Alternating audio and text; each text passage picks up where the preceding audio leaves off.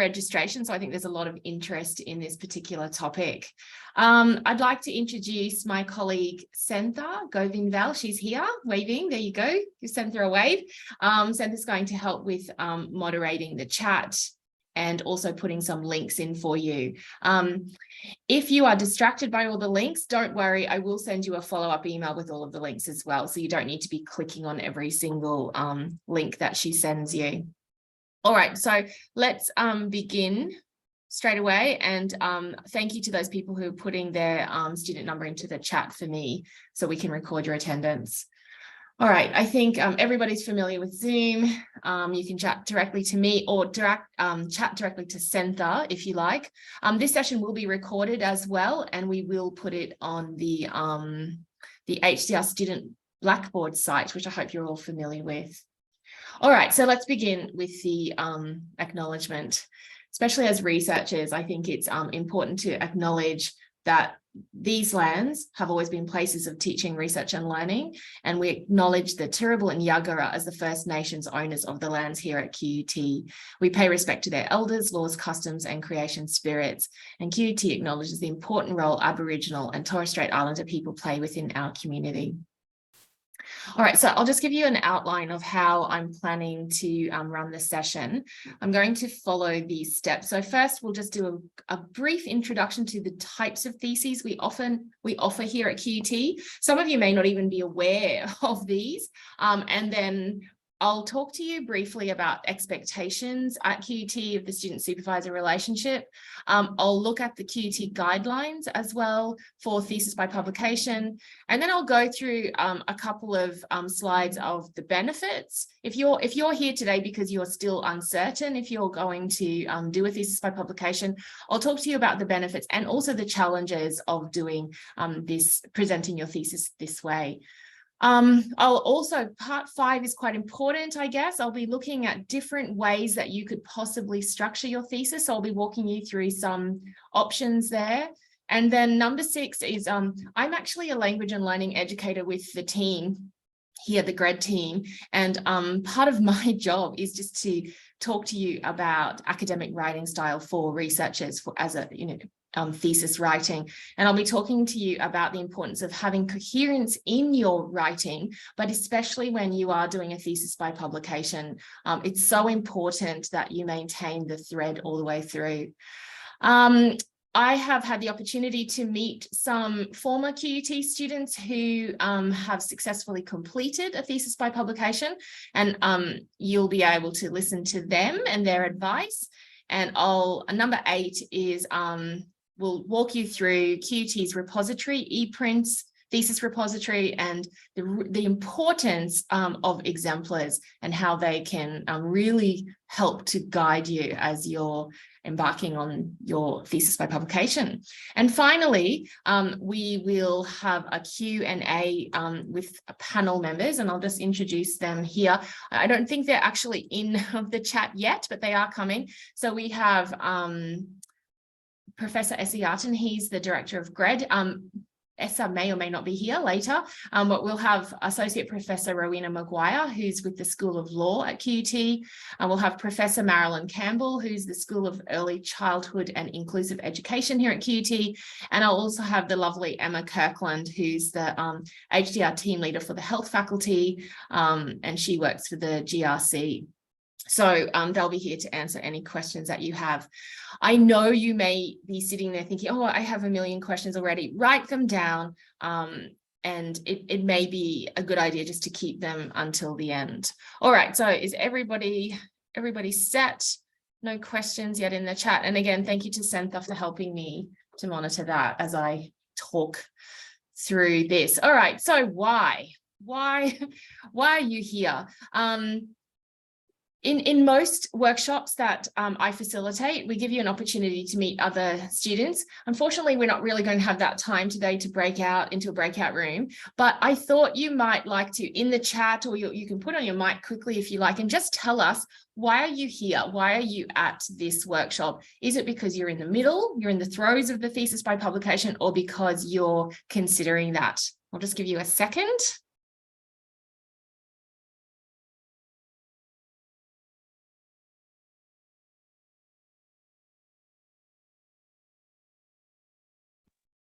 it's quite nice to know what other people are doing as well.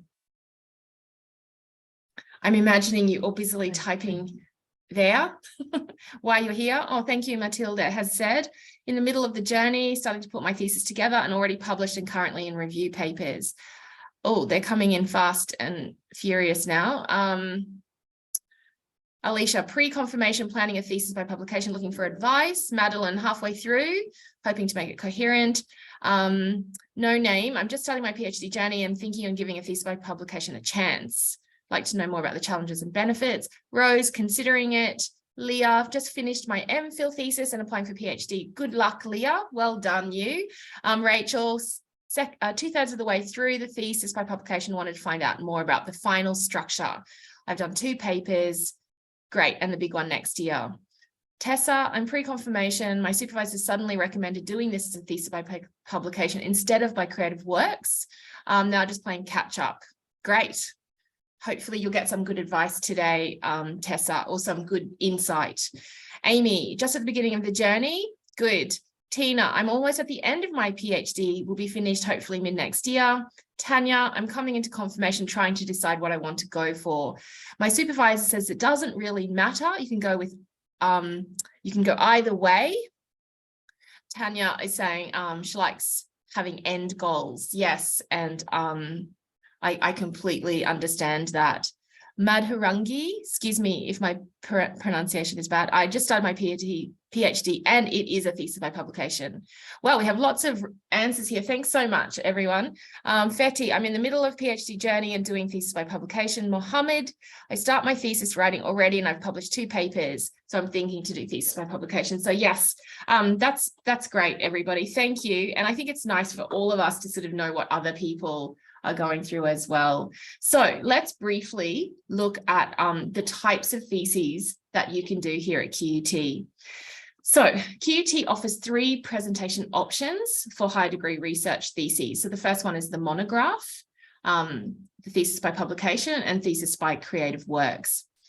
All of these types of theses have a common goal, and I think it's important to stress that. The goal is to demonstrate to examiners that the thesis work makes an appropriate, original contribution to knowledge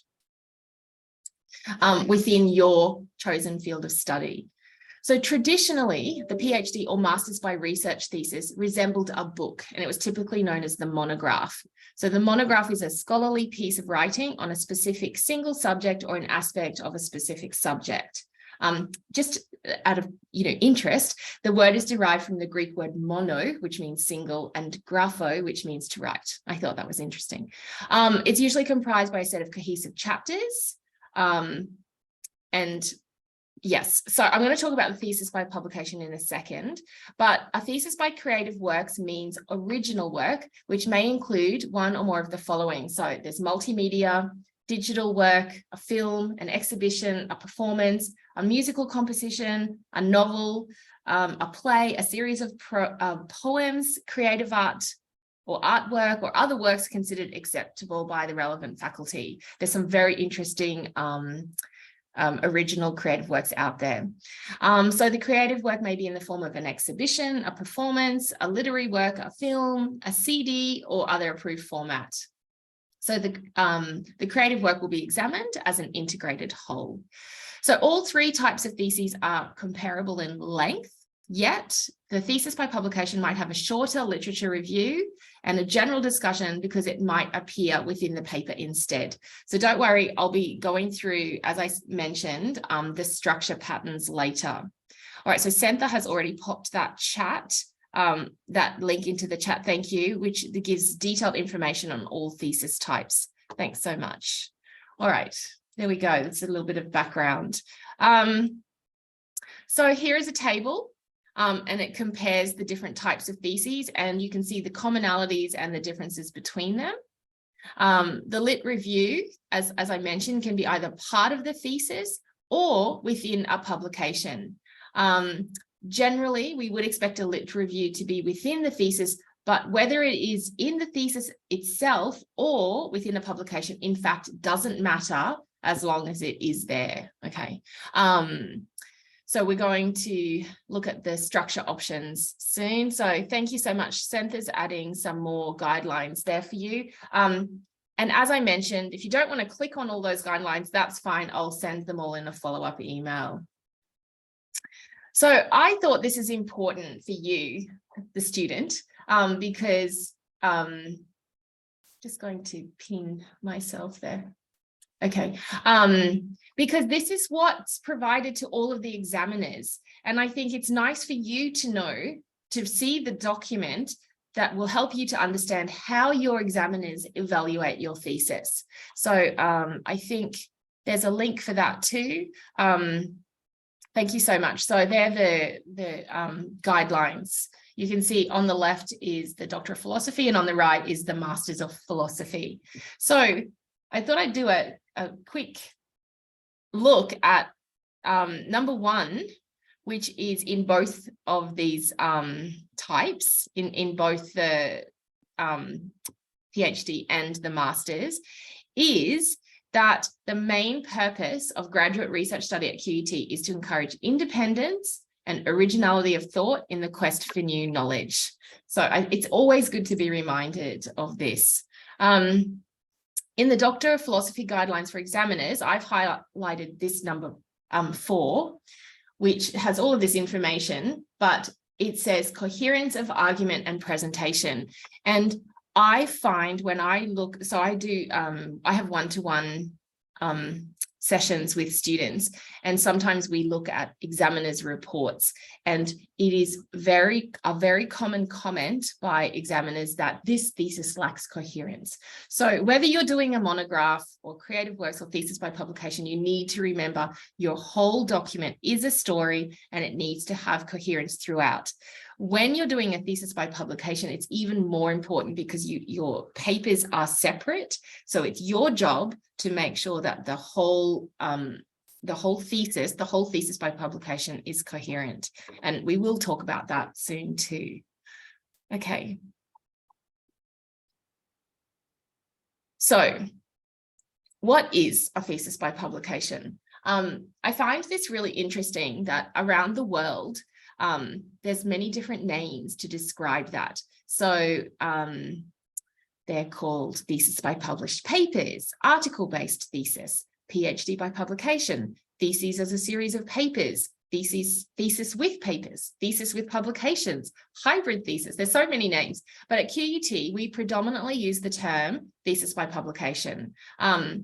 So regardless of the term used, the common theme in the thesis by publication is that it is a type of doctoral journey. It's a journey of scholarly publication and an inclusion of resulting publications in the body of the thesis. And again, importantly, it's a cohesive document. That is, it is more than the sum of just the publications. And there's a nice little quote there by Mason and Merger. That's Shannon Mason. Any approach to doctoral education that sees doctoral researchers publishing their work throughout their candidature and including the research outputs within their final thesis submission. All right, so at QUT, we encourage you to make the decision early. To make the decision to do the thesis by publication early. And some of you have mentioned in the chat earlier that you're here to decide whether you want to do it or not, or perhaps you're already in it.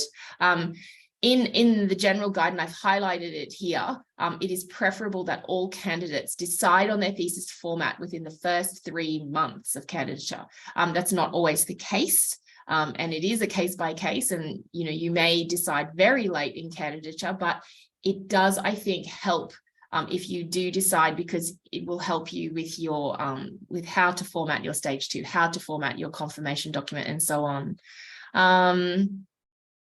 So the GRC thesis by monograph guidelines, the points here are saying, look at examples of different thesis models, discuss the advantages and disadvantages with your supervisory team, and make the decision early. So yes, it's really important that your supervisors are in the conversation as well, because there's a whole area on authorship and expectations that you need to discuss with them.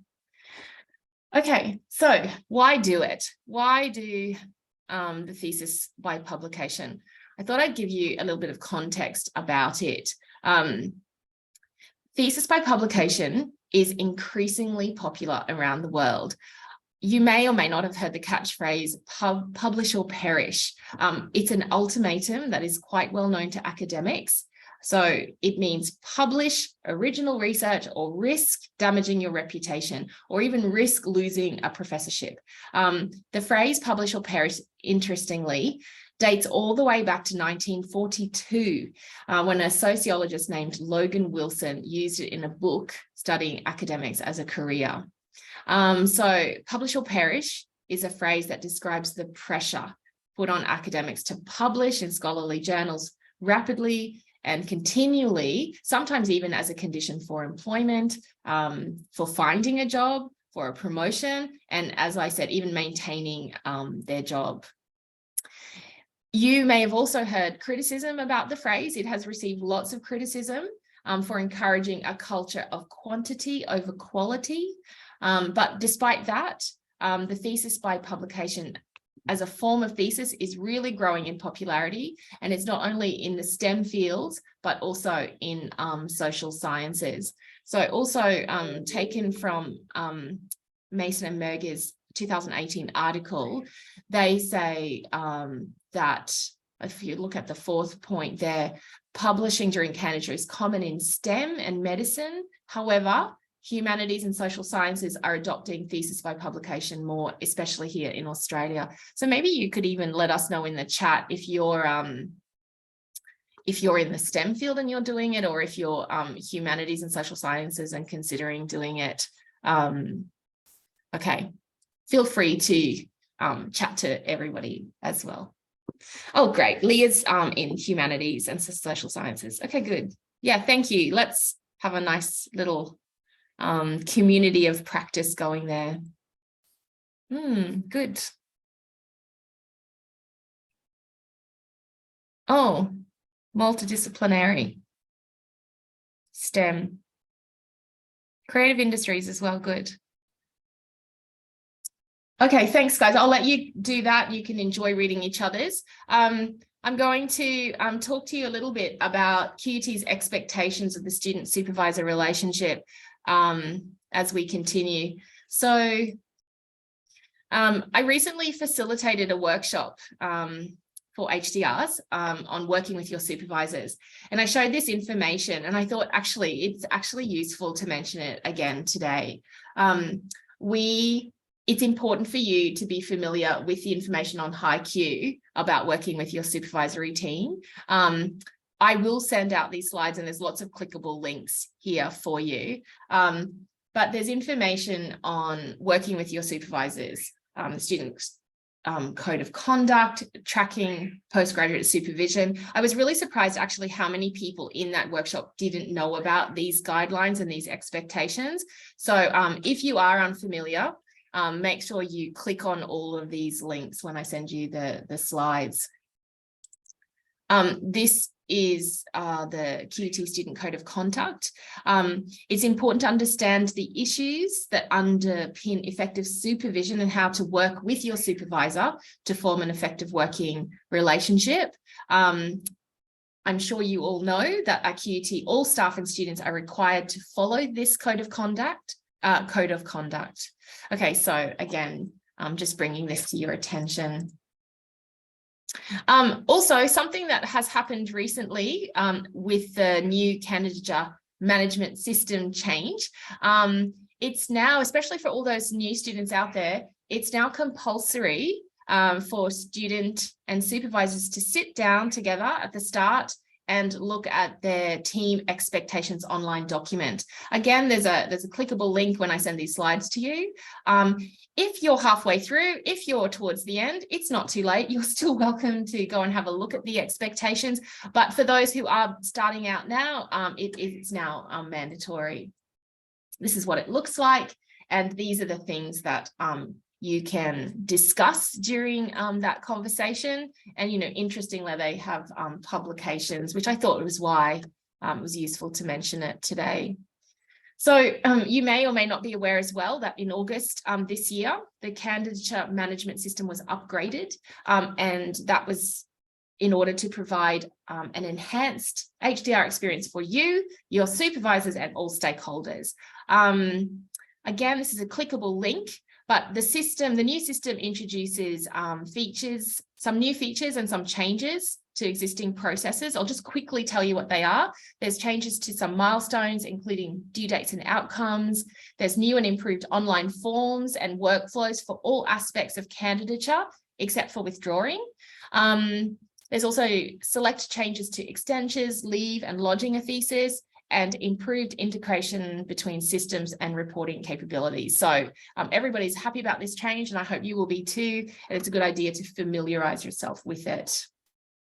I also thought it might be timely and useful to explain that there is a difference between the digital workplace and HiQ in that staff and students with staff access can view the digital workplace, but if students do not have staff access, they can only view the information on HiQ. Okay, so just to keep that clear, because I know some of you here are also staff. Okay, so let's get to the topic at hand, which is the QT Thesis by Publication Guidelines. So again, if you do have questions as I'm talking, please write them down, and we'll be able to, you'll have the opportunity at the end in the Q&A to ask them. Okay, so there is a copy of these guidelines. I'm not sure if Santha can put that into the chat. It's a PDF, but I will send it to you.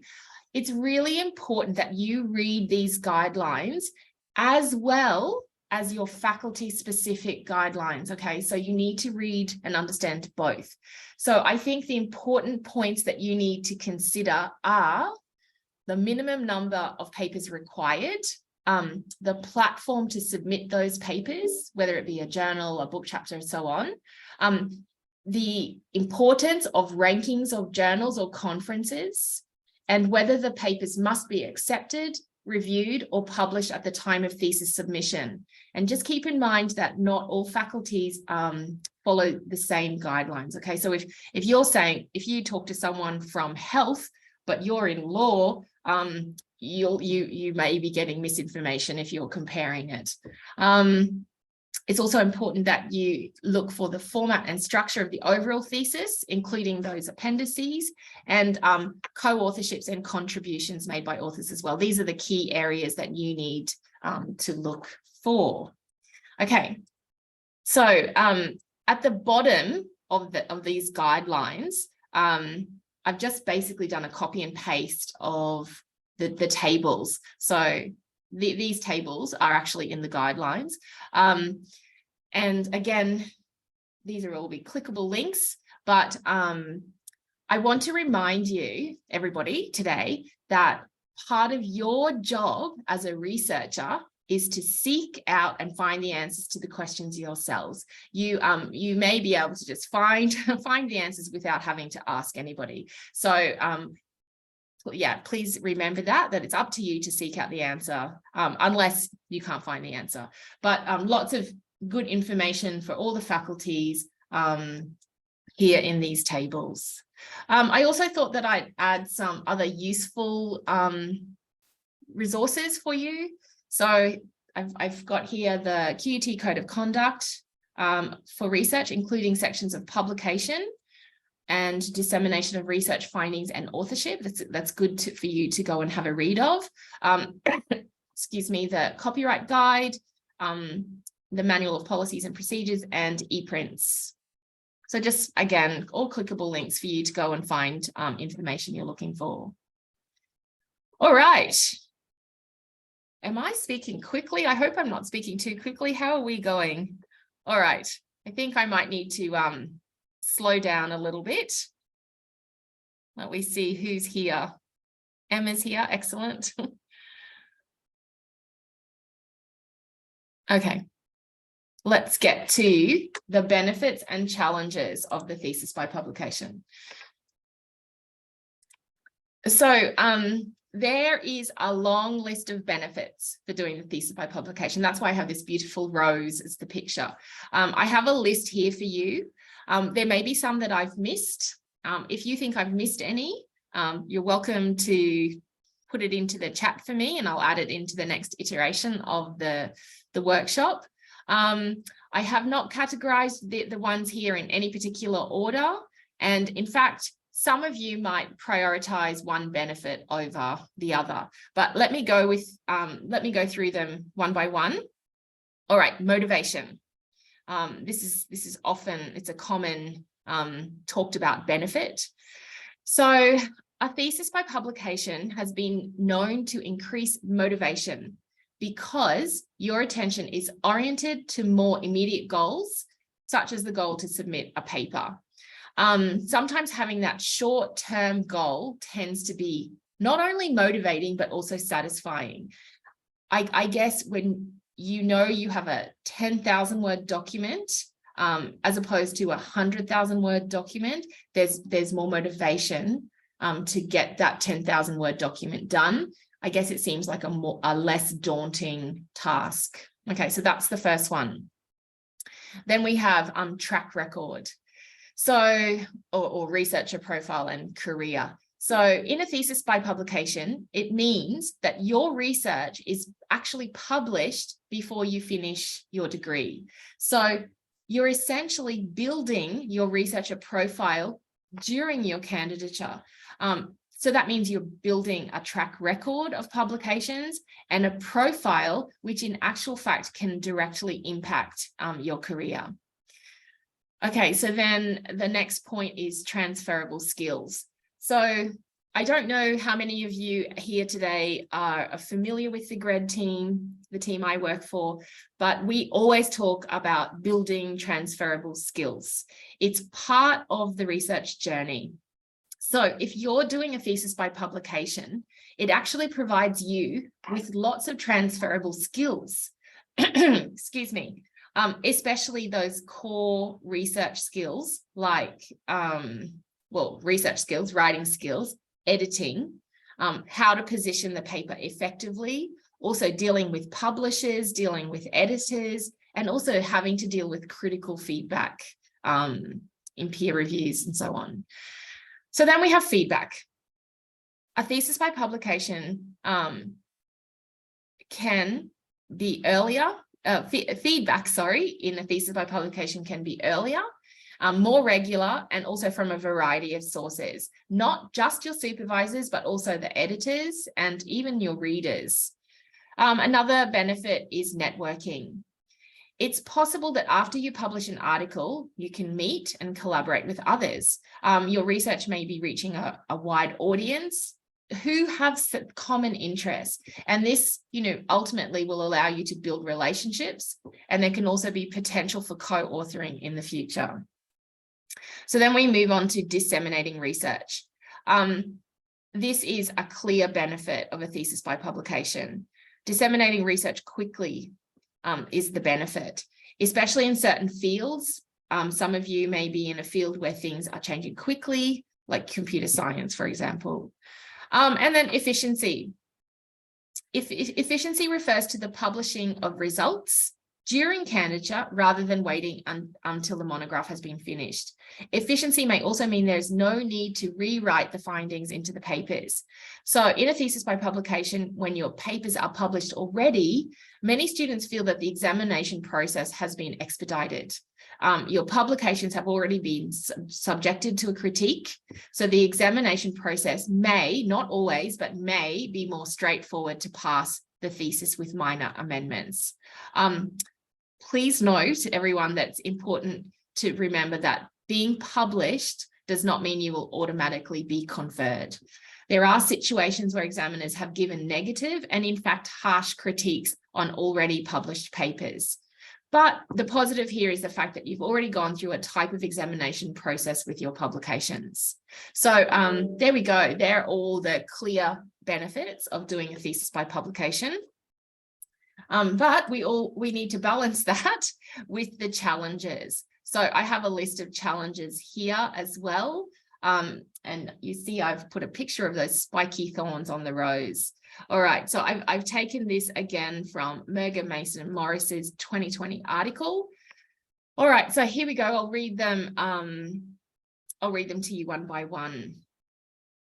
So I guess the reason I'm outlining these challenges, it's just so that if you are deciding, it's good to be aware of them, and hopefully this information can help you to overcome any obstacles that may arise.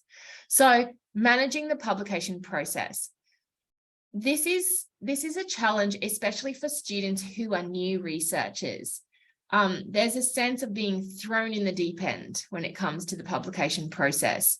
So it's really important that you stay on track with the timelines of submissions, of your revisions, and you actually need to learn to deal with rejections. I hear so many students say to me, oh, my paper's been rejected again, it's been rejected again. Even though this can be quite normal, there's a process and you have to learn to deal with them. You also have to learn to deal with opposing opinions of your paper by reviewers, which can be hard. And then, you have to pick yourself up and continue on with the other requirements of your candidature. I do want to stress that it's important to be prepared for the fact that the publication process might not go smoothly. In fact, it's very likely it will not go smoothly. Okay, so we'll go on to the delayed feedback. This is really common as well. Sometimes reviews can be delayed. It may mean that you receive delayed feedback that challenges a study that you've already commenced. However, you are able to concede these limitations or complications elsewhere in the thesis. And that, again, is that keeping that coherence throughout your document. Another challenge of the thesis by publication is that it's often called, it's described as a disjointed thesis, and it's difficult to develop a coherent thesis. So here at QT, there are at least 3 publications in your thesis by publication, and they are distinct from each other and are reporting various parts of your research. So as standalone papers, they may not connect to the other papers. It takes a lot of effort to plan a seamless, coherent document, and you may need to write to accommodate diverse journals. You also have different audiences in the various journals. So it's important to remember that you are submitting a final coherent thesis, and you need to consider the style, the tone, and even the formatting of the final document. Excuse me. While there may be gaps in reporting across published papers, there's also likely to be repetition of ideas, which is something we tend to avoid in a doctoral thesis. Also, journal papers follow a predictable formula, including an intro, a lit review, methodology, findings, discussion, and conclusion. Each paper in a thesis by publication will need this information to contextualize and explain the study to each new audience. So while some university guidelines often appear to generally acknowledge repetition, it is expected that the repetition be minimal so as to facilitate the examination process. So yes, that's the repetition and structural challenges. So I'll just keep going. As also with repetition and structure, as well as that lack of coherency and gaps, across each paper, there's that challenge to not repeat. So I think I've mentioned that. We'll move on to time pressures. So in certain fields, the publication process can be really long and really drawn out. You might think things are on track, but because of perhaps a possible rejection or a major revision, your timeline can be completely thrown out. And this is actually known to cause a lot of stress for HDR candidates who have a particular time frame or deadline. So this is definitely, the time pressures is certainly one of the challenges. There's also emotional challenges. We know, and it's widely accepted, that feedback can be harsh. And this style of thesis, when you're waiting for an editor's decision or a review, it actually can be really stressful. If you receive a negative decision or a rejection from an anonymous reviewer, it actually can be quite emotional. It can lead to disappointment. That then can lead to demotivation and also self-doubt. That whole imposter syndrome will raise its ugly head. So yes, these are the challenges of thesis by publication. All right, now we're going to move along to structure, how to structure it. So let's have a quick look at this. This is key. Structuring your thesis by publication is a key element of this thesis type. I would like to stress there is no one way to structure your thesis. In fact, there are many, many options for you to do that, but it's really important that you look at the guidelines in your faculty, and really important that you have the discussion with your supervisory team and about how many papers should go into your thesis by publication. The amount of papers that you choose, this is obviously going to determine the structure that you use. Again, I'm going to mention that an important element is having that coherence, and we will be talking about that a little bit soon. But you need to consider the role and the aim of each of your papers and make sure that they fit into one single unified study. Okay, so I guess I can begin by suggesting that, and I did have that chart earlier about the commonalities of a monograph and a thesis by publication, but the most common structure is to have an intro. It uses an intro chapter. It uses a conclusion chapter, which is that bookend, which is typical of the monograph thesis. And just to remind you, we do have workshops on writing your intro and your conclusion here at GRED, so make sure you come along to them as well. All right, so let's have a look at all of the different ways. But first, here are the commonalities for QUT's requirements that all theses must have. So all theses must have a title page, an abstract, a table of contents, statement of original contribution, acknowledgements, intro, lit review, but as I mentioned, they may be within the papers, appendices, and references. I'm also adding this document here in the slide. This is the statement of contribution of co-authors document.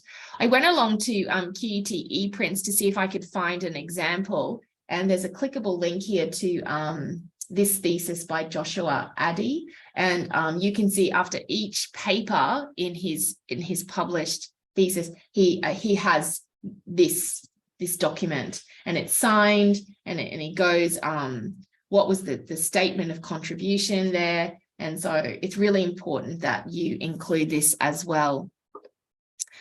Just to let you know, I am also a PhD student. I have a couple of hats, and I am also embarking on a thesis by publication, and I am in the humanities as well. And I've just finished my stage 2, and I thought that I would share with you a table that I used for my stage 2 document. And this was, my supervisor helped me to organize this, and I created a table of journal names, my target journals and their names, also their ranking, and I put clickable links to all those journals there. And then the database and search statements form, I'm doing a literature review, systematic literature review. And then I also acknowledged that each paper acknowledged the authorship according to QUT guidelines and the contribution of each supervisor, and then the ethics as well. So if you are starting out, you might want to include a similar appendix in your stage 2 document, because I think it's just, rather than putting it in the words, because there is a word limit, it's nice to have this kind of appendix. Okay, so here we go. Example A. It's very simple. I won't read it out. You can see it there. Really simple. You can see chapter 4, there's a little discussion after the published paper. And that's the researcher's choice to do that. But again, it's helping with that coherence. Just to remind you, we'll be getting these slides. Here's example B. They've put a regular thesis chapter in between two published papers. Again, it's a discussion you can have with your supervisors. Then we have example C.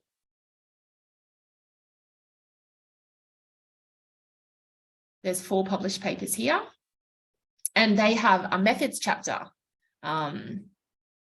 in this example.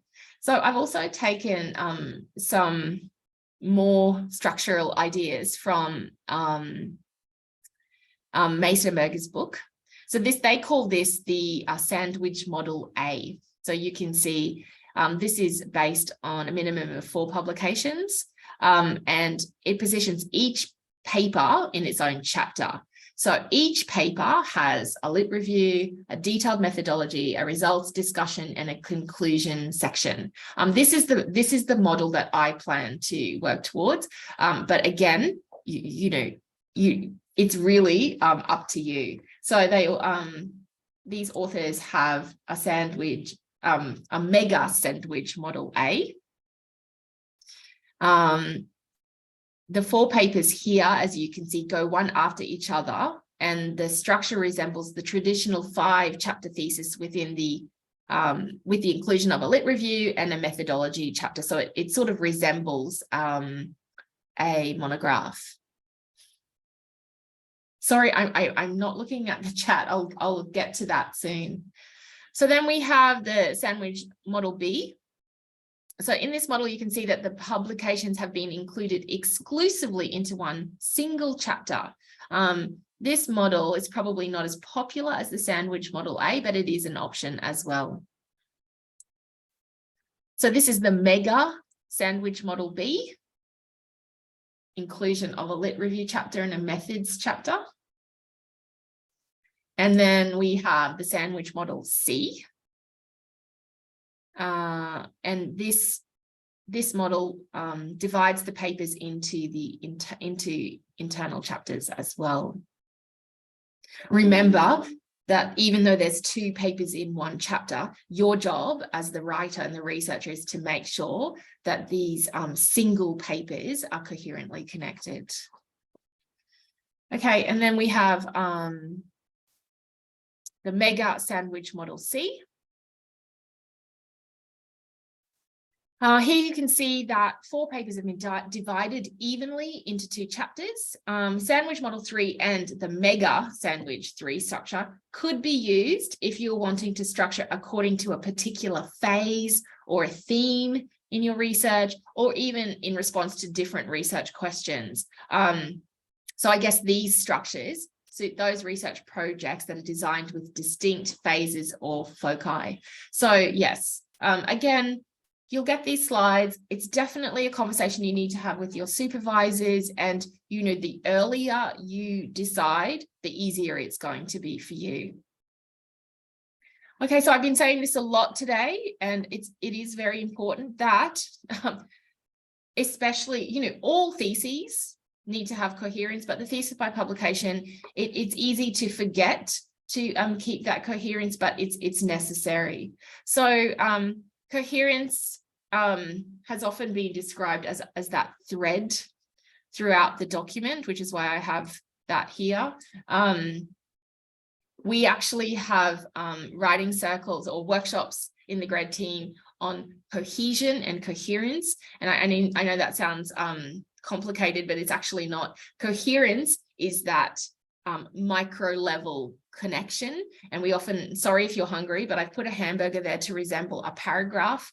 A paragraph is your topic sentence and all of your supporting sentences and the relevance to all of this information. And that's sentence to sentence connectivity, whereas the coherence is the connection of ideas and themes and research questions aims all the way through your document. And it's more the macro level. So you think of coherence as micro, coherence as macro, and they're really important. And that's your job as the writer of a thesis. So yes, Oh, I've broken it down. Aren't I kind? So the cohesion is the organization and connection of sentences. Again, we have a whole, I deliver this workshop on cohesion. I go through each sentence and how they all connect. If you need to, if you think that your writing lacks cohesion, which is another common comment by examiners, please come along to this event. It has been recorded and it is on the HDR Student Blackboard site, but these are all the devices for you to learn how to connect those sentences. Okay, I won't read it out for you. And then the coherence. So as I mentioned, it's connection of all parts of the thesis. It helps, your job is to show those clear connections between the main points in a paragraph, in a section, in a chapter, and then obviously throughout the whole document. Also, coherence is where you are developing and supporting your overall argument. And remember, I told you at the very beginning, I showed you that number one point, your contribution, your original contribution. And that's obviously the whole reason that you're all here on this HDR journey. So it's your contribution to your field of study, using evidence that is scaffolded through each section, each chapter, and obviously each publication. Throughout your document, your papers, your chapters, you need to show that your ideas and concepts answer your research questions and your hypotheses and aims. Okay, so this is what your aim is, for it to have coherence in your thesis by publication. You aim for a coherent research narrative. Papers submitted as a thesis by published papers must be closely related in terms of subject matter. So that's really important as well. You can't think, oh, I'll put this paper in if it's not closely related. They have to form a cohesive research narrative that articulates a significant, as I mentioned, an original contribution to knowledge. This would require provision of additional chapters. And as we saw in those examples, those patterns, those additional chapters or introductory and concluding sections. I often see, and in that example I showed you earlier, there are some areas where the student has just written a couple of paragraphs just before the paper to introduce the paper. And also, or in contrast, they have a little concluding section after the paper, and that's where they can link or synthesize the work presented in the papers. It's also important to remember, and I say this to students all the time, you are telling a story. And so it's your job as the writer of this story to weave all of your papers and all of your chapters together. So use the narrative to show how your papers fit together. And number 5, consider your research questions separately, but also consider how your papers as a whole have contributed to the state of knowledge. Keep telling you to join that conversation. You're becoming the expert, and you really need to position yourself in your discipline. You need to demonstrate that you can act as a member of the club. Okay, I guess is another way of putting it.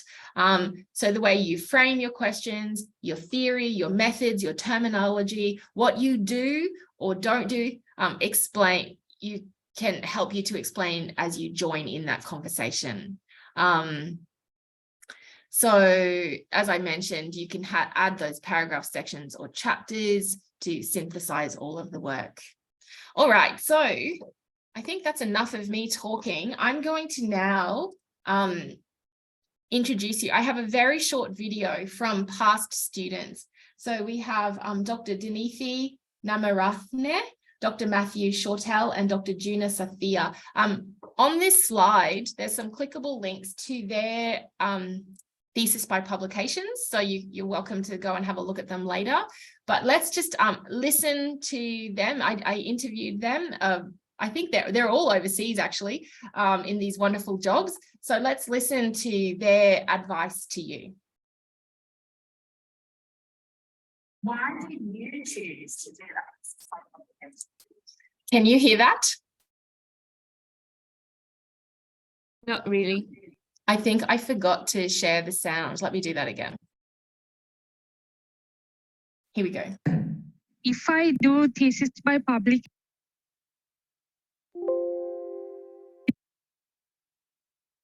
Here we go. Sorry, everyone.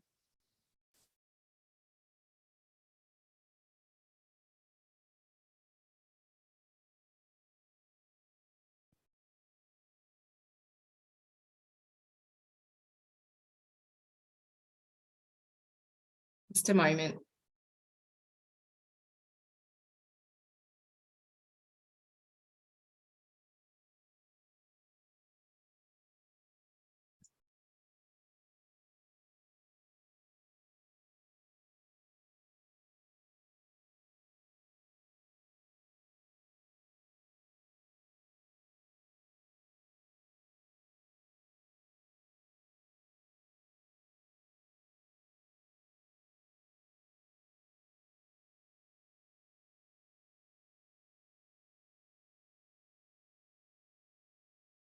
Can you guys all still hear me? Yeah. Okay. I'm just going to try another. Okay.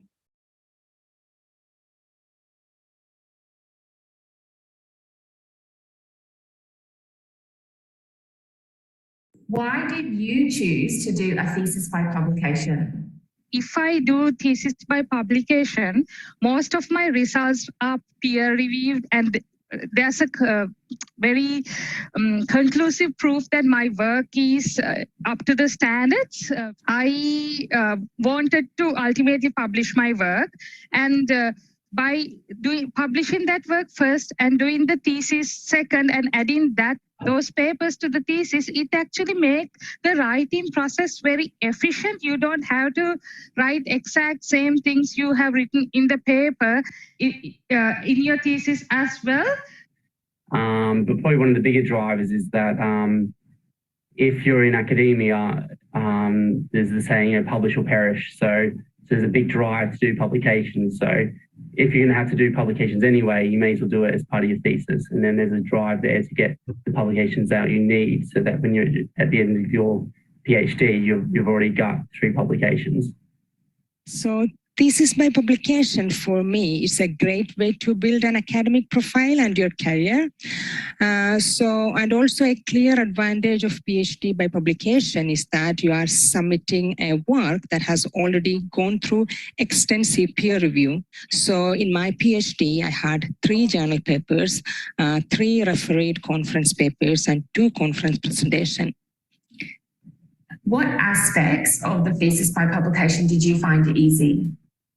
Especially towards the end, by the time when you are at the point of compiling the thesis, most of your results or major findings have been written as publications, and they were peer reviewed. So you just don't have to worry about that part of the thesis. You just need to write the good introduction, literature review, and the discussion, and your results chapters are already being written as the form of papers. So defending the thesis becomes quite easy, because you already talked to the peer reviewed of your papers, and most of the questions they have asked made you think about the things you have, like different aspects of your research, and they have actually contributed and shown you directions and new work, and you have gathered that knowledge from the experts of the field by putting your work out there.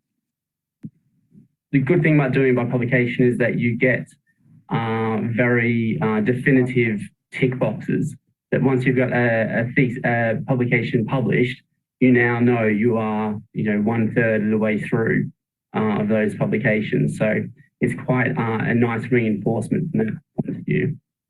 My first publication took a bit longer. So it was published during my second year, I think. I planned the next 2 papers. So 3 papers was the minimum requirement. 2 papers according to my first publication. So the first publication is very crucial to plan the rest. What aspects of thesis by publication did you find difficult? it takes time, it takes persistence. Sometimes you have to redo your work. You have to justify the experts of the field that your research is worthwhile, and that process needs lots of resilience. Getting 3 publications that are all linked together, because generally when you're doing research, you're kind of looking at wherever the science takes you, and looking at, when it comes to publications, you don't necessarily think about writing 3 publications from the get-go, linking them all together. So when you try and publish, the journals aren't looking for 3 publications, they're looking for 1 at a time. So it can be quite difficult to get those 3 to link together. It depends on your research area. It depends on your, discipline, things like that. So for me, actually, I was doing a pure experimental research.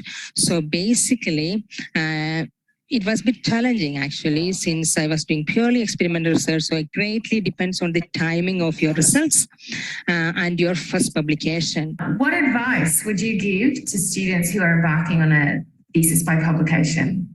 It takes long time to publish a paper, and you have to be ready for the feedback from the external peer reviewers. So you have to be ready for that external criticism and how to address that. You have to think about the story from the start. Then you would know what are the significant points of your research which you can make a publication out of, which actually makes your thesis story like a more coherent, and it will be flowing nicely. So just thinking a little bit ahead and planning the paper, planning your publication would make thesis by publication method very easy. But I wouldn't worry about getting your publications out, 1 in year 1, 1 in year 2, 1 in year 3. Make sure you're building up to have all 3 interconnected. But also say, if it turns out after a year and a half, you actually look at what the work you're doing and how your project's turning out, and it doesn't look like it's going to work out by publication, that switching to monograph is not a problem, and it's something that I would definitely advise students to do if they think the trajectory isn't right by publication anymore. It truly helped me to obtain my first postdoctoral position at Imperial College London. It really, really helped me in my interview, and also further when I started my PhD position, applying for further research funding, it helped me, because when I applied for the position, I already have actually this publication to prove my research and my potential. So I strongly recommend this by publication.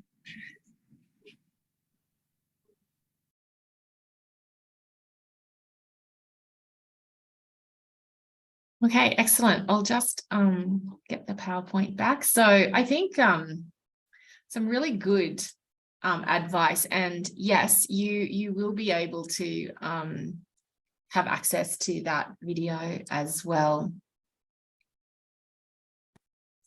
Okay, lucky I had the video ready and didn't trust the embedding into the PowerPoint. All right, so I'm going to now talk to you about exemplars. So as I mentioned to you, I'm the language and learning educator in the grad team with Dr. Kerry Freeman. Kerry and I run lots of workshops, and we always tell students, we tell supervisors as well, please have a bank of exemplars for your students. It's really helpful and motivating to use exemplars. So as you can see here in my points, using exemplars results in a significant improvement in performance because they highlight quality work. Sometimes, in fact, they can also highlight poor style. So it's actually nice to see bad examples as well, so you know what not to do. I think the best thing about exemplars is they reduce anxiety, because you're able to figure out what's expected of you, what's the expected outcome of this writing of this paper. They're also good for you to practice noticing and making judgments not just about the content of what you read, but also the mechanics of the writing. You can look at the word choice, the flow. Is there a clear thread about the research problem? Is the writer talking about the value of their research? And can I say again, this is another common comment by examiners. The student needs to show the value of their research. You know, it's commonly forgotten. So using an exemplar can help you notice the way other people in your field write. And ultimately, it's really just going to help you improve your writing. There's a great quote there. Analyzing exemplars enables students to recognize the characteristics of quality work and acquire some of the tacit knowledge of the connoisseur. So at QUT, we have this wonderful repository. It's called QUT ePrints. I hope you know about it. If you don't, please keep it in your bank of resources. This is where you can look at how other students have structured and presented their research. I would even recommend that you, or I would even suggest that you ask your supervisor to recommend a thesis to you, and ask them, you know, I would like to have a thesis about that shows this, this, and this. Give them specific reasons you want to look at a thesis. Or if they do recommend a thesis, ask them, what is it why is it you're recommending it? Not just read this. What is it about the thesis that they're recommending? Okay, I do also want to say to you, it doesn't mean you have to follow the thesis exactly, but I guess it's also just, as I mentioned, it's helpful to show, for you to see how others have structured their thesis, okay? And it may even just help with your thinking and your planning. Just to show you as well, there is more limited search as well, and you can look according to the title, the authors. Even yesterday, I actually did this yesterday with this student. We just went in and we wrote her supervisor's name, and then we got a list of 4 students, past students, and we had a look at how those students structured their thesis as well. That was a student in creative works. All right, so this brings us to the fun part of today, which is, just get rid of this slide, is the Q&A. So I'm really happy to introduce you to Associate Professor Rowena Maguire. Rowena, you're here? There we go. Thank you so much. I think that we can pin you there. And then we have Professor Marilyn Campbell. There we go. Thank you so much for both being here. Added a pin. And Emma Kirkland. Where are you, Emma? Got a big screen here with lots of faces. I just turning on my video. Hello. Hi. And there's Emma, and I'll just pin Emma. Okay, fantastic. So you can see here we have Essa's not here today. But yes, I think that we'll have the expertise of Marilyn, Rowena, and Emma to help you. So here we go. I'm going to see if anybody has got any questions, or if I've missed any questions. Perhaps Santha, I'm not sure if you noticed any questions.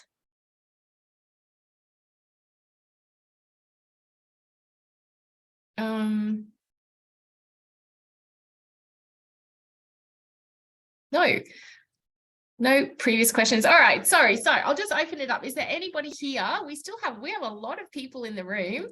Is there any particular question that you would like to pose to me, to any of the supervisors here, or to Emma as the HDR team leader?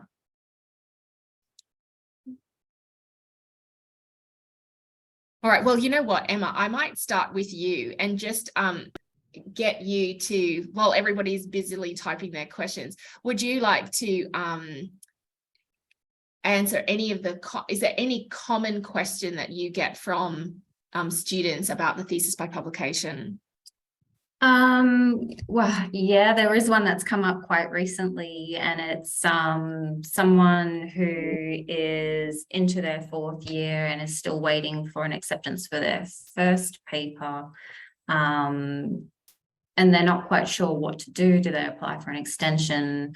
And then I think it was Matthew, one of the previous students that you interviewed who's since graduated, he said that, you know, you can actually change back to thesis by monograph. So you can still do a thesis by monograph and have papers or a paper in your thesis. So you've still got those publications. It's just that you haven't met the full minimum requirement to have a thesis by publication. So that being said, if you are doing a thesis by monograph and you've got a paper embedded within your thesis, you still follow that same rules of coherence, still have those connecting statements and connecting chapters, and you still have the statement of co-authorship. It's just that obviously we haven't been able to get those other couple of papers through, or the other last paper through in time. Okay, great. Thank you. Popped up this week. Recurring, I'm sure. Okay, so we have quite a few questions coming through now. So this is from Matilda. What do you do if the thesis reviewers heavily critique already published work? I might see if Marilyn wants to answer this. And with copyrights that can't be edited again, or are you to edit them within the thesis only? Thanks for the question, Matilda.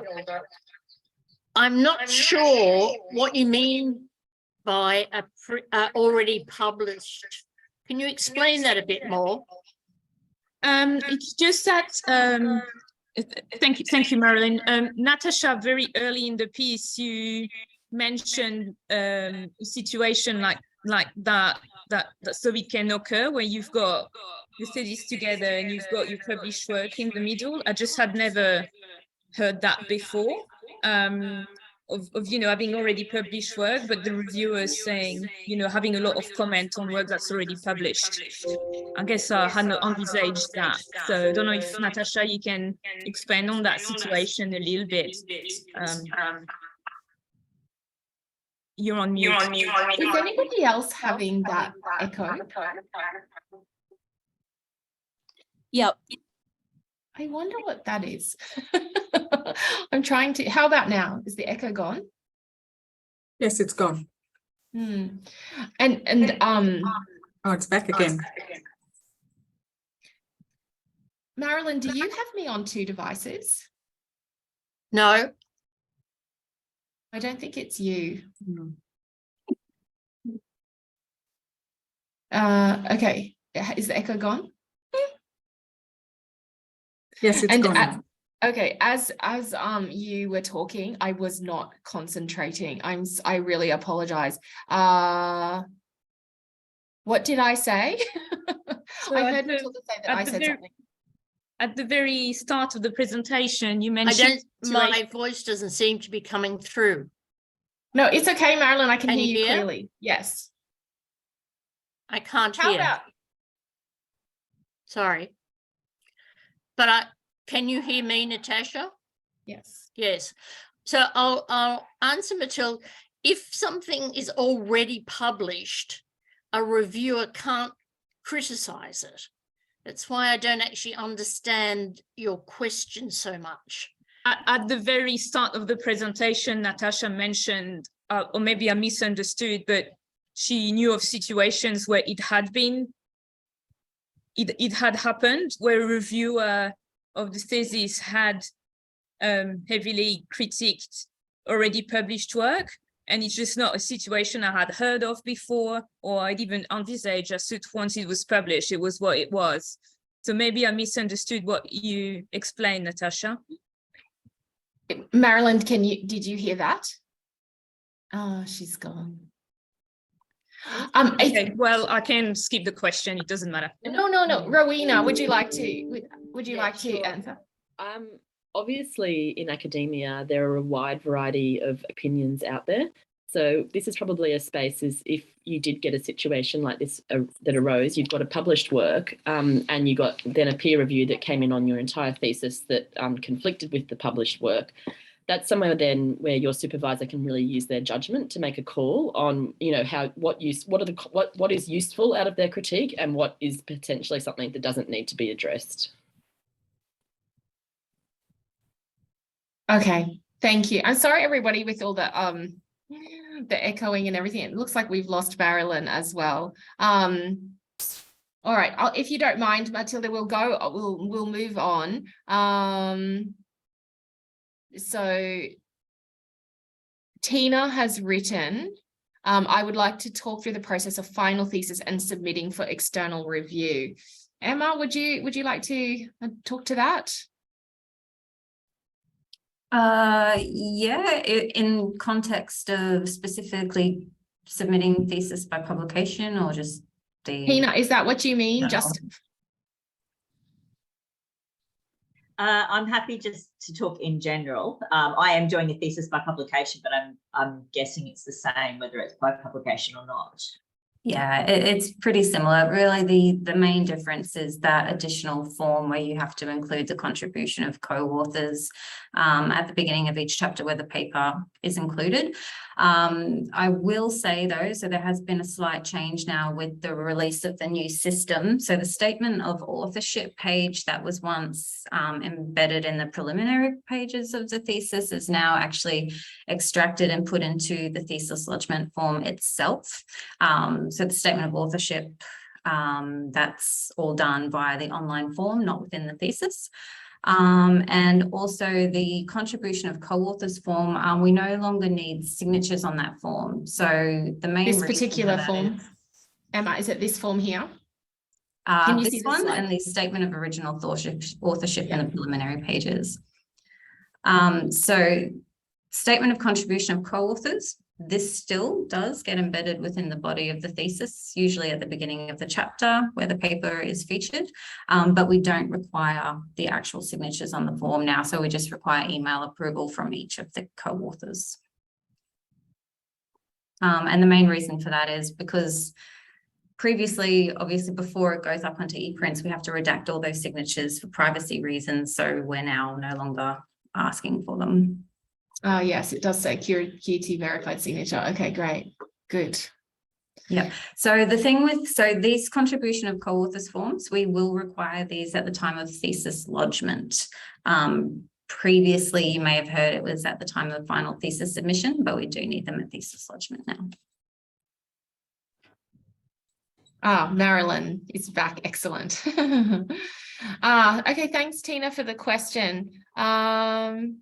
Sorry, it is Tina here. I was probably talking more in terms of what is the actual process that you go through, because I've read a lot of the stuff that's online and it's very unclear. I'm very confused about how the final thesis fits in with the submission, and there's an exam period.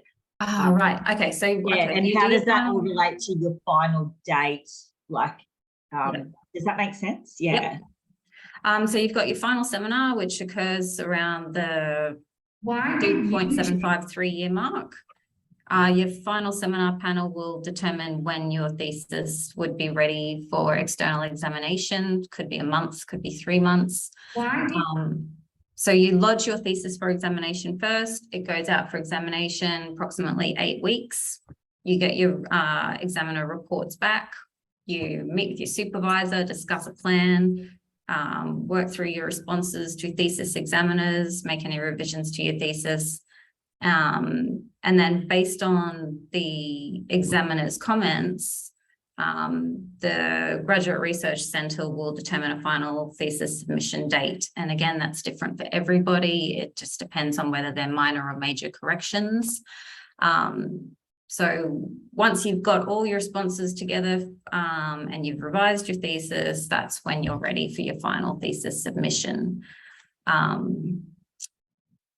So yeah, those dates do tend to change. Ideally, students are lodging for examination at the 3-year mark, but in some cases, students are doing final seminar at 3 years. So it just depends on what your journey is, if there's been any delays, you know, what the challenges that you faced along the way, if they've sort of pushed the timeline out a bit. So yeah, it is a bit different for everybody, but they're that's the general timeline. Thank you so much, Emma. Oh, hi. Hello, Tanya.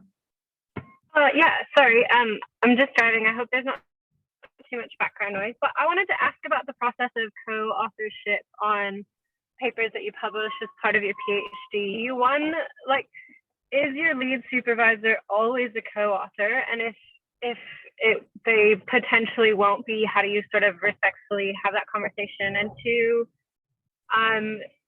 yeah, if it's, you know, my first time ever collaborating on a publication, how do you sort of draw the line around who to invite or to what extent they contribute on a paper that's going to be part of your thesis? Great, thank you. Marilyn, did you catch that? Yes, and I can answer that one. Thank you. What I always do is use the Vancouver Protocol. And I use that when working with colleagues, and I consider HDR students to be colleagues as well. So therefore, it means that usually the student is always the lead author.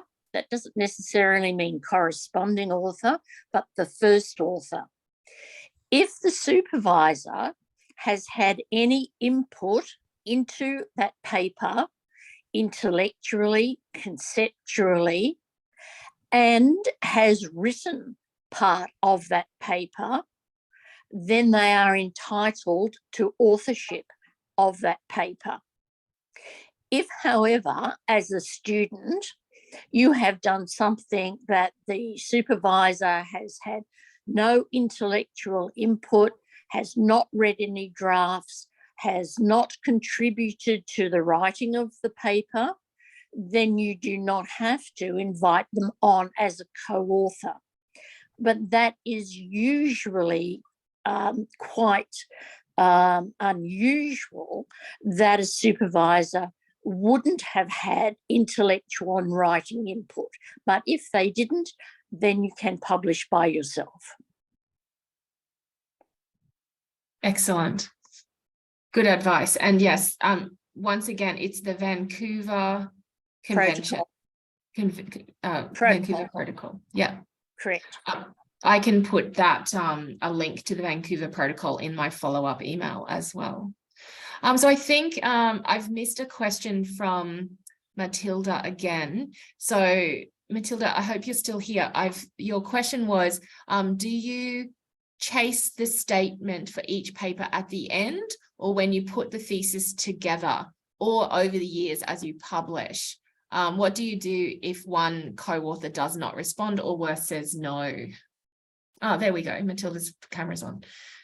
I'll open that up to anyone. Emma, Rowena, Marilyn.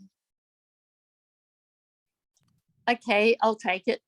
The statement should be when you actually are submitting the paper, because you cannot submit a paper without the permission of your co-authors. So therefore, if your co-author has put intellectual contribution to that paper and has written part of that paper or edited part of that paper, then they should be contactable at that time. So don't leave it unless if it's 2 or 3 years later and you don't know where they are anymore, if they've moved or they're not supervising you anymore. So as soon as you have submitted the paper, I would say to get that statement. Okay, Matilda's nodding there. Thank you. Okay, awesome. Emma, did you want to add anything? Oh, no, Marilyn answered that beautifully. I have nothing to add to that. Okay. So Mohammed has written, what is the best length for the thesis by publication? Mohammed, are you here? Would you like to expand on what you mean? Yeah, hi, everybody. Hello. Yeah, I mean that I go through a lot of samples and they are vary from the length of the paper. Some have 150, some reach 300. So I confuse what is the best length for writing, especially if I submit a paper now and I have 2 published paper. Total number of paper for this published paper will be maybe 50 paper.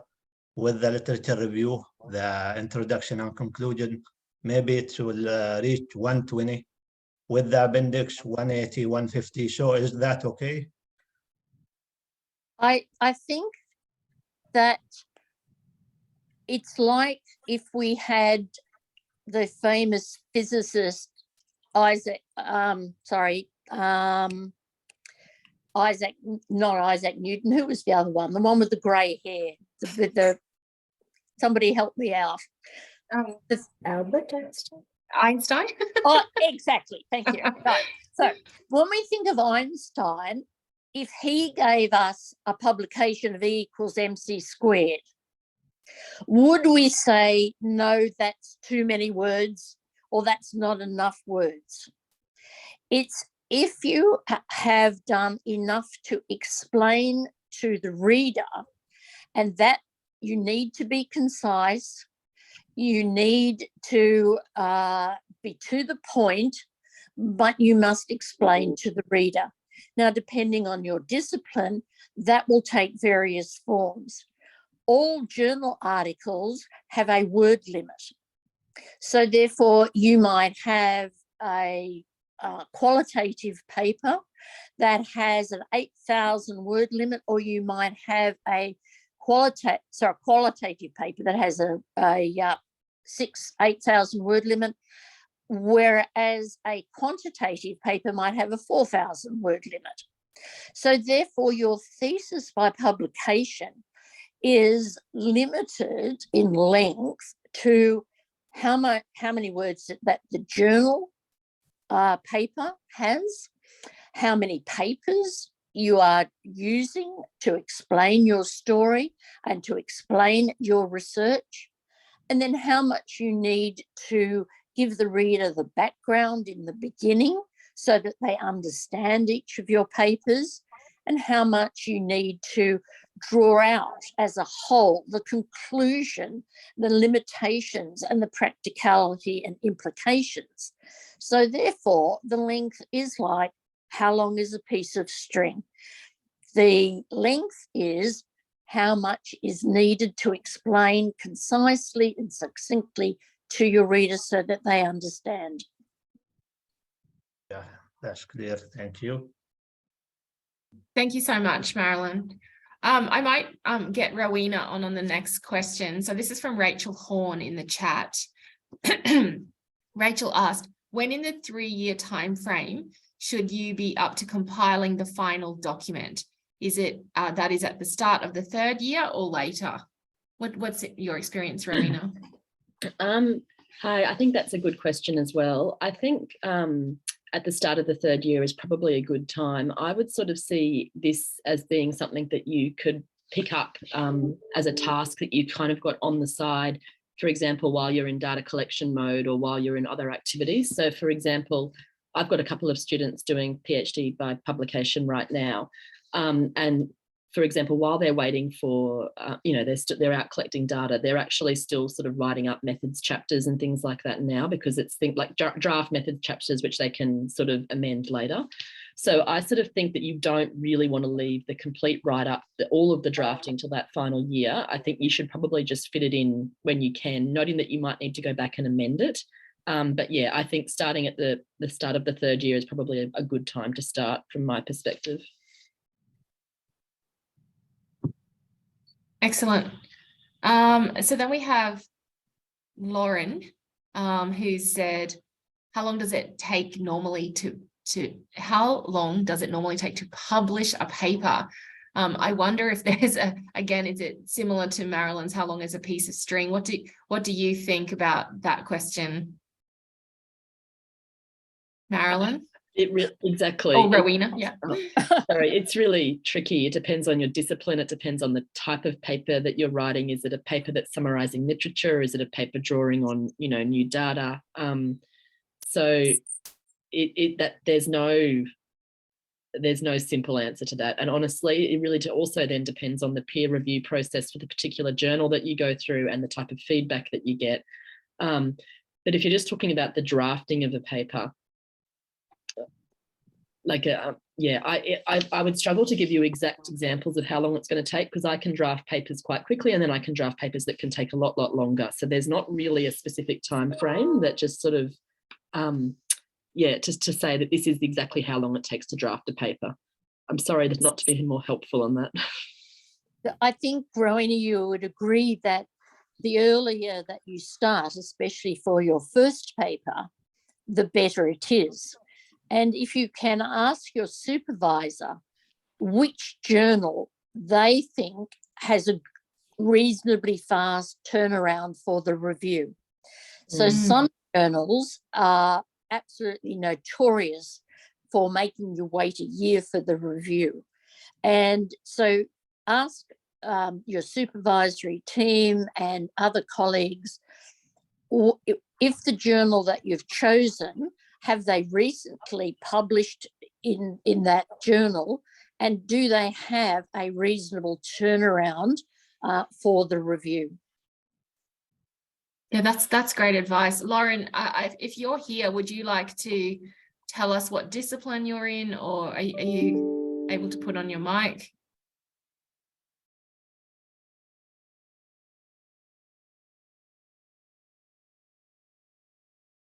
She's in chemistry, so yeah. Do we know, are they, is that Marilyn and Rowena don't have a chemistry background? No, I'm a psychologist. But maybe take Marilyn's advice and talk to your supervisors about journals, especially for that first paper, that have a fast turnaround. All right, well, let's move along. So somebody has written, can you start with a certain type of thesis, like a thesis by publication, and then move on to, I'm guessing, a monograph? Is there a no turn back point in the PhD journey? We heard that by one of the speakers, actually, saying, if you're very stressed at the end, it's not too late to return to a monograph. Would anybody like to give some insight into that question?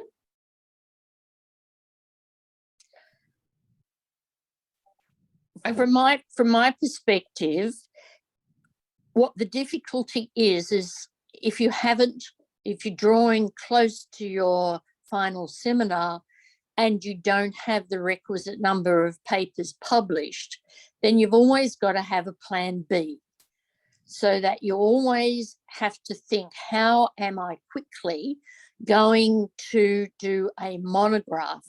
Now, this is a very painful decision to make, one which I, in my own PhD, which was before thesis by publication. However, because I was doing mine part-time, I was publishing papers as I went. So I had 6 papers published, but I was not allowed to put in a thesis by publication. So at the end, I had to rewrite all of my 6 papers into a monograph. But you need to have a plan B in case the terrible happens and you don't get the requisite number of papers published. It is just a matter of knowing that this is plan B and this is how you would do it. What we will do is take the literature review from all of the chapters and put it in one chapter. It's mainly cutting and pasting, but it's a big job, but you have to be prepared if your other plans fall through. Emma, do you have any GRC advice there? No, I think having a plan B is absolutely really important, but it also goes back to what I said originally, where you can have 1 or 2 papers embedded in the thesis and still have it be a monograph. Matilda said to you, Marilyn, it's a terrifying thought, and thank you for sharing. It is. So Mohammed also has a question here. If I participated in a conference but my work was not chosen to be published, can I still use it in my thesis? Rowena? Oh, sorry. I just noticed you unmuted yourself. Oh, sorry. I would just say yes. Yes, you can use that in your thesis, but I would also look at just trying to publish it somewhere else as well, because the conference proceedings are obviously not the only place for publishing that work. So I would talk to your supervisor and ask them if there's maybe somewhere else that you could look to submit that work as well. But yes, you can use it in your thesis. However, sometimes, Rowena, depending on your discipline, they will not allow conference papers to be counted as part of your 3 or 4 papers that you must have done. Yeah, that's right. It's that way. Oh, okay. All right. Sorry. Yeah. Allow that in health. Sorry, Emma, which faculties don't allow conferences? I know health definitely doesn't. I believe science and engineering do allow it. And education doesn't allow it. Okay. Sorry, law doesn't allow it. So that's what I would mean is if I'd presented like 2,000 or 3,000 words at a conference, that wouldn't be good enough to go through to be a publication. I would have to then go and publish it separately. Yeah. So what I would say is if depending on your is Mohammed on the call? Yes. Yeah, I'm listening. And which discipline are you from? Science and engineering. Engineering. I believe it's allowable for engineering, but science and engineering each have their own set of faculty guidelines on the HiQ site, which I strongly recommend reading in relation with the QUT or the GRC guidelines.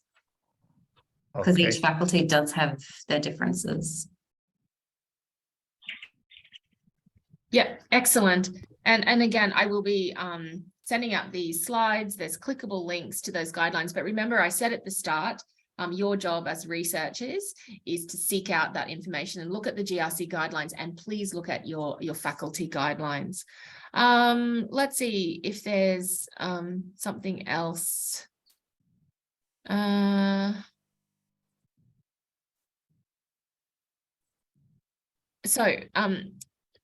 Tarima has written, regarding the question relating to changing the thesis type, if I have manuscripts ready but not published, can I use them as chapters and call it a thesis by monograph?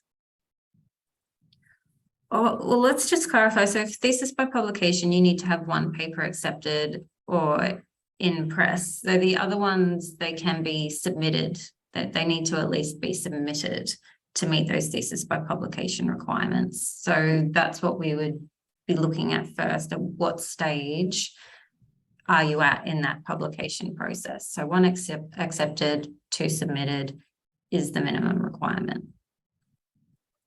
So I think also if you are doing a thesis by monograph, it would be very difficult to make a story out of those papers.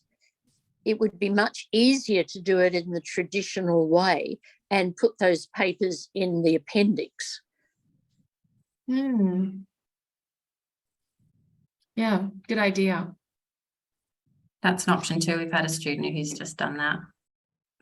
I actually didn't realize that that was an option. So fantastic. That's great advice. Something new for me to hear today. It looks like we have addressed all the questions that are here written down. It's not too late. If you're sitting out there thinking, oh, I have a question, but I'm a little bit shy to ask, don't be shy. You can put on your mic if you prefer, or type it into the chat. I think there's one other question. Amari has written one. Can papers where you are a co-author rather than first author count as a publication required for the thesis by publication? That depends on the discipline. The student if it's your thesis, then the student should be the lead author. Always? Preferably. In your thesis, well, you see, if you have a paper that is published, yes, you should be the lead author.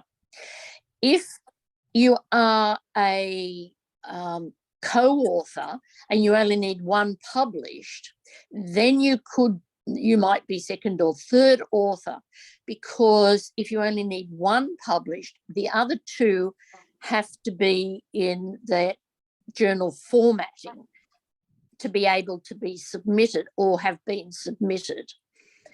But I would think you would have to have the one that was published as the student, as the lead author. Otherwise, it's not really your thesis. That's correct, Marilyn. That's what they've got in the guidelines as well. So the paper that you have accepted, you do need to be the lead author on that. Also too, if you're the lead author on a review paper, it can't be the only paper that you have accepted. You need to have more than one paper accepted if one of them is a review. Oh, thank goodness you're here, Emma. You know all of those rules. Okay. Hopefully, Amari, that has answered your question. Natalie has said the 3 articles need to be published to be able to obtain the PhD, or how many need to be published. So again, that's going to be in the guidelines under your faculty. So go to your particular faculty, Natalie, and you can find the answer to that. Tarima, I was planned to do a thesis by publication, but my first paper isn't accepted anywhere yet. The others are not ready as I got delayed with data collection, but by the time of my final seminar, I will have 2 manuscripts ready. Can I include them as chapters or an appendix? It depends what your discipline says, how many you have to have published. Yeah. You've got to read the if it's only so if it's only one public that you need to have published, then yes, you put the other 2 papers in as, because they only need to be in that journal format as long as they contribute to the story. Yeah, great. So I guess it's also really important that you do go and have a look. I'll send the GRC guidelines with you. And as I mentioned at the beginning, there are those tables for the Masters by Research students and the Doctor of Philosophy students, and they are according to faculty, and you can click on the relevant guidelines. Some of them, I think business and law and creative industries, education and social justice, they do not vary to the QUT faculty requirements, but engineering, health and science, they do have their own specific guidelines that you need to go and seek out the answers. Great. I think I have caught up. We still have 35 people here and a little bit more time. So would anybody else like to ask a question?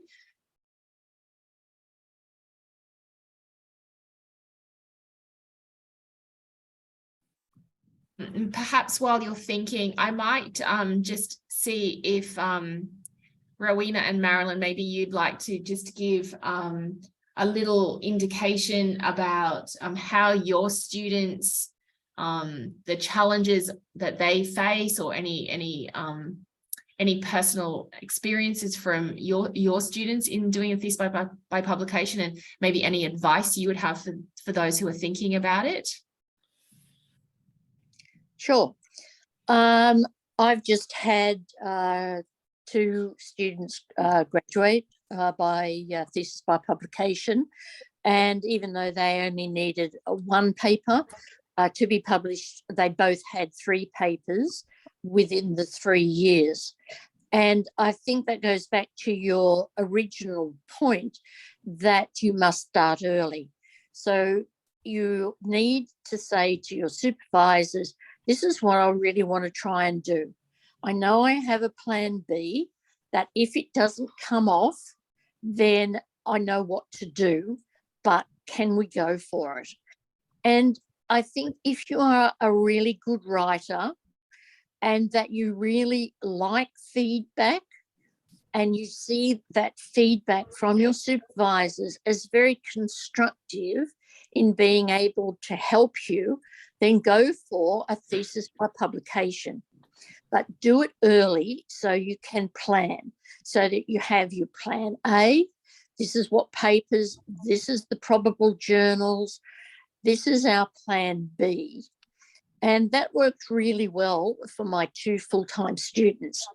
It actually works even better for part-time students because, of course, they have a lot longer to have their papers published.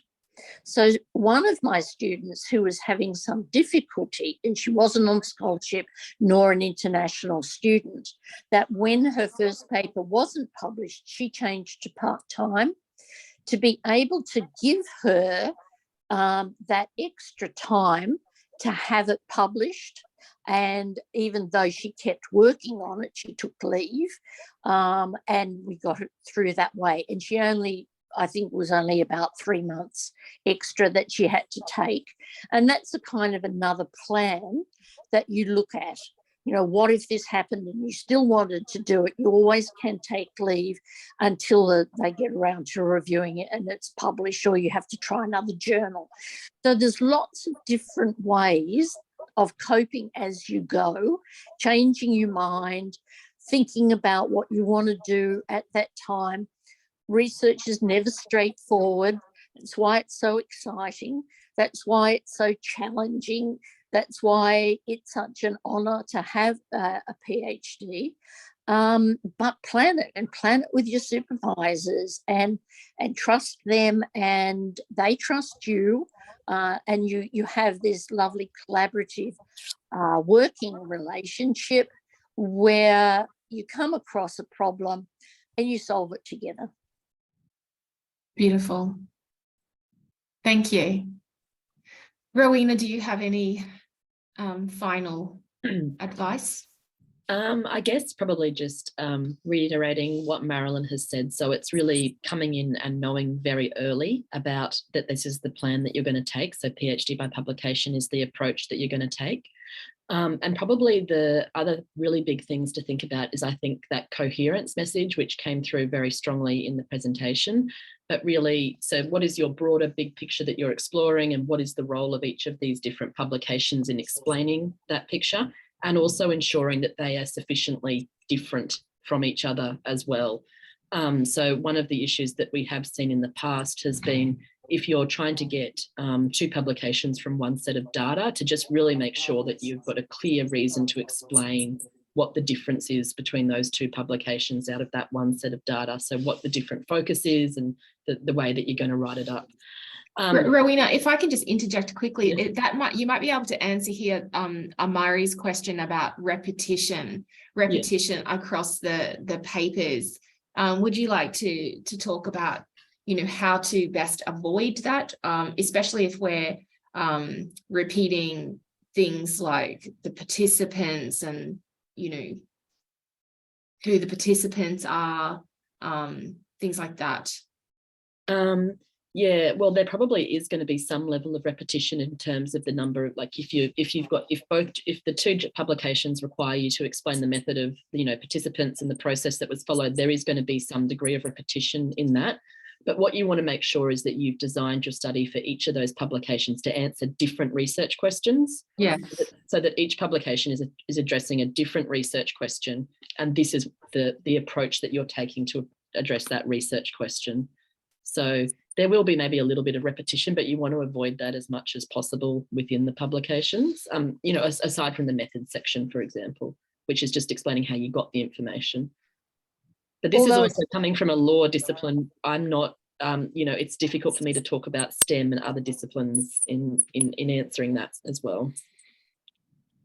I also think, Rowena, that it's good even in the method section to rewrite it. Even though it's the same, you don't self-plagiarize, so that you can turn the sentences around and start off so that you don't have a chunk that will come up saying this has already been published. Oh, yeah, sorry, just reword it. Of course, reword it. Yeah, that's a good point. Yeah, don't copy and paste it directly, just reword it, even if it's the same information. Yeah. Rowena, I apologize. I interrupted your flow of thoughts there. You were going on this beautiful. Did I interrupt what you wanted to say? I just really think the important thing is to just have a clear plan with your supervisor. Your supervisor will know, but what's a good journal to target, or should know what's a good journal to target for your first publication. and then some ideas about other publications. And then there was another question in the chat, which was about how do you begin to identify good reviewers, especially if you're across disciplines. And again, like what I always say to my students is, like the best reviewer is who do you want to read your work? Who would you like to read your work? You know, who do you think your work would be of interest to? Because I think that that's generally the best reviewer. There are, of course, other considerations that you then make, which is going to be people's availability, and you know, a suitability to assess the thesis as well. But again, that would be something that I would, it's your supervisor's role to find reviewers. And it is meant to be a process where the supervisor makes that decision and the student's not really involved in that process. But I think it doesn't hurt to have a conversation, particularly if you're across disciplines, about how you might approach that reviewer process. And it might be that there's one reviewer from one discipline and one from another discipline.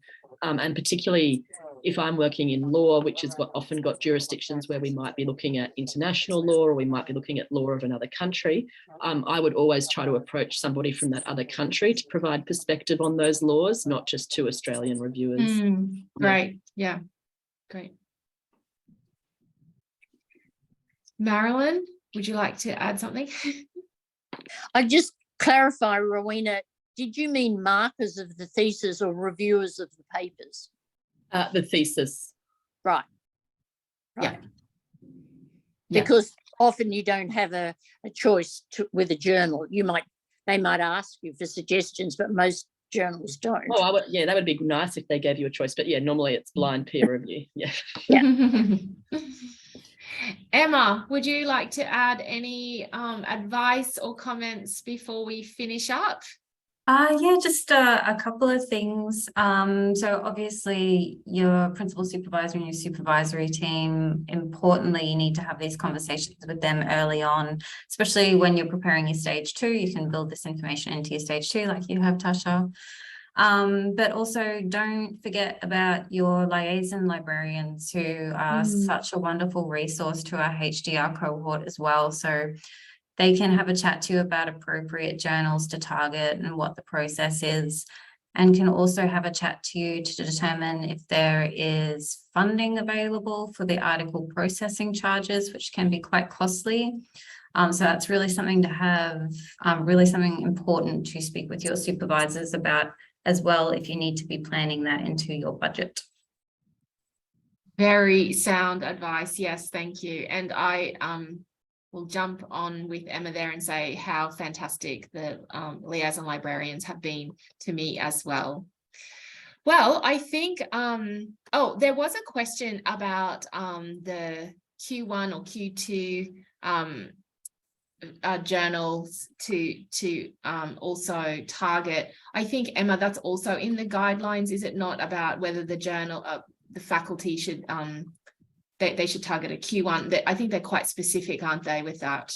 Yeah, and again, it's discipline, it changes from discipline and faculties, but look, if you're applying for article processing charges, then yes, it has to be D1 rated in Scamargo, but if like article processing charges aside and applying for funding, not like discounting that, it doesn't necessarily have to be D1. And again, it's discipline specific, and your supervisor will be able to have a chat with you about what's most appropriate for where your particular research is going to be published.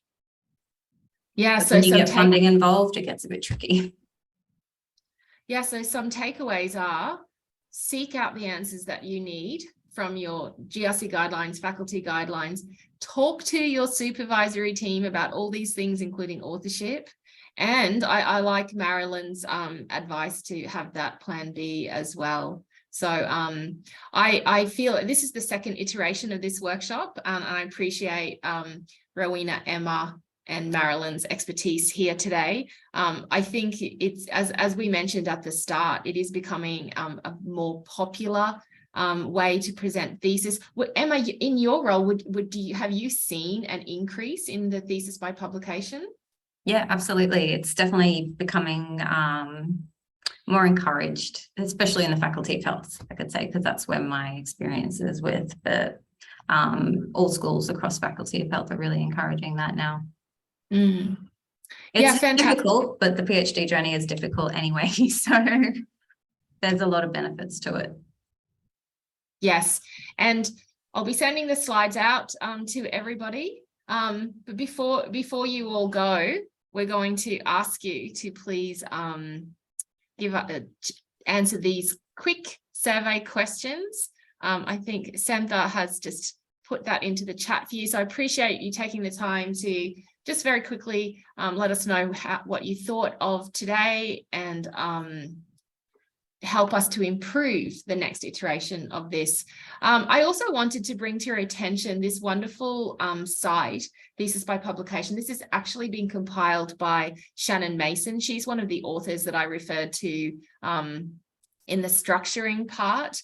Shannon was actually with us in the first workshop and she wasn't able to be here today, but if you go and have a look at this site, there's lots of really great advice, some videos, really helpful for those people who are interested and for those people who are already doing the Thesis by Publication.